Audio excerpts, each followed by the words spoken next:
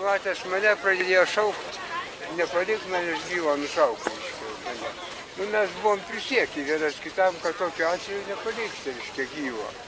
Kad čia, kaip sakant, sunku tokį įvykdyti. Priesaiką, bet buvom prisiekę. Nu ir reikėjo per akimirką apsispręsti, ką daryti. Ir aš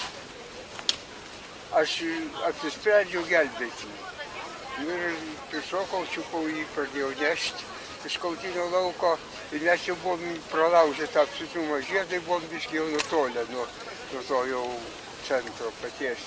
Ir taip už kokį gal 20 metrų nuo mūsų, už tokio storo medžio kamieno, gulėjo brolis ir atsišaudė jisai. Jisai pasukęs galvą pažiūrėjo, pamatė, kad aš nešu tą draugą.